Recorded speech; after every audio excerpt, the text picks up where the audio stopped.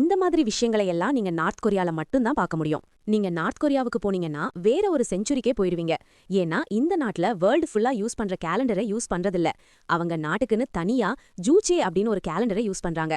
North கொரியாவோட முதல் ரூலரான கிம் mill Sangh அவரோட பிறந்த நாள்ல இருந்துதான் அந்த கேலண்டர் ஸ்டார்ட் ஆகும். அதாவது நமக்கெல்லாம் வருஷம் 2026னா நார்த் கொரியால மட்டும் 115 தான். நார்த் கொரியால நம்ம யூஸ் பண்ற மாதிரி இன்டர்நெட் இருக்காது. அவங்க நாட்டுக்குள்ள யூஸ் பண்றதுக்கு மட்டுமே தனி நெட்வொர்க்கை ரன் பண்றாங்க. அதுல தேவையில்லாத ரீல்ஸ், ஷார்ட்ஸ்னு ஒண்ணுமே இருக்காது. கவர்மெண்டோட அலுவலக வேலைகளுக்கு மட்டும் அங்க இன்டர்நெட் பயன்படுது. ஆனா உலகத்தோட கனெக்ட் பண்ணணும்னு நினைச்சீங்கன்னா அது முடியாது.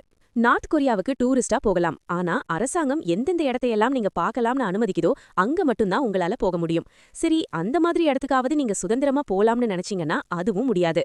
உங்க கூடவே ஒரு கைட அனுப்பி விட்டுருவாங்க. அந்த கைடோடையே தான் சுத்தி பார்த்துட்டு வரணும்.